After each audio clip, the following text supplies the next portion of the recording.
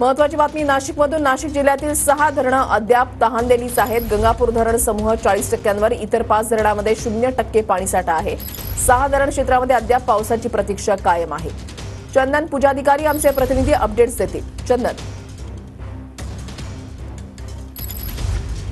ऋषाली, माझ्या मागे गंगापूर धरणामधलं हे दृश्य निश्चितपणे नाशिककरांसाठी अत्यंत समाधानकारक आणि दिलासादायक म्हणावं लागेल, कारण याच गंगापूर धरणामधनं नाशिककरांना पिण्याचा पाण्याचा पुरवठा होतो आणि हे गंगापूर धरण आता 50%पेक्षा जास्त भरलेलं आहे। त्याच्यामुळे निश्चितपणे नाशिककरांना दिलासा मिळालेला आहे। नाशिकमध्ये मुसळधार पाऊस अजिबात नाहीये, मात्र पावसाची जी काही संततधार सुरू आहे त्याच्यामध्येच गंगापूर धरणासह इतर धरणांमध्ये पाण्याचा साठा वाढलेला आहे। मात्र तरी देखील जिल्ह्यातले 6 धरणं असे आहेत की ज्यांना अद्यापही पाण्याचा खरं तर अपेक्षा आहे, पावसाची अपेक्षा आहे। हे धरणं कोरडे पडलेले आहेत। 2 ते 3 धरणं अशी आहेत ज्यामध्ये 0% एवढा पाणी साठा आहे आणि त्याच्यामुळे राज्याच्या इतर भागांमध्ये मुसळधार पाऊस एकीकडे सुरू असताना नाशिककरांना मात्र अद्यापही मुसळधार पावसाची अपेक्षा आहे।